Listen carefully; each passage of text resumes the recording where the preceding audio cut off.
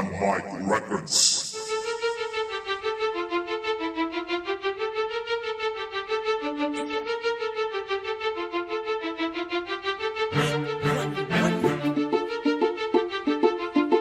Woodstockland. Para to sa mga nakakaranas ng hirap. Para din to sa mataas ng huli ng pera ng panangalan.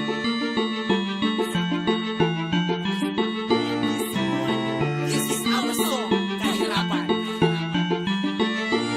Isa kami sa kabataan na lubog sa kahirapan. Nakakita ng tubig, masarap pa rin sa mayayaman. Nakatulad ng iba, isang kahit isang tuka. Tigilan na pangungurang Pilipinas ay bumababa. Isa kami sa kabataan na lubog sa kahirapan. Nakakita ng tubig, masarap pa rin sa mayayaman. Nakatulad ng iba, isang kahit isang tuka. Tigilan na pangungurang Pilipinas ay bumababa. Sino naman ang mga butuan o sino naman ang mga kutungan? Di ko alam kung bakit ba ginagawa tong kababalagan. Meron pa tayo magagawa para unad ang ating buhay. Di ganito nakatunga ka sa tabi ng tayo ay nakatambay. Sana naman sa lakas sa baba tayo ay huwag sumuko sa panahon natin ngayon. Pangako nila sa atin na pangungod. Sinasabi pa nila tayo daw ay pantay-pantay. Walang mahirap, walang mayaman. Pero na pala hinihintay. Ano ba yan? Ano ba nangyari sa ating mundo? Korupsyon dito, korupsyon doon. Pati bumbay ng gulo. Dahil sa kapabayaan, maraming bata na salansangan. Di ka mawari ang nangyari. May batang sinasagasan. Aray ko po.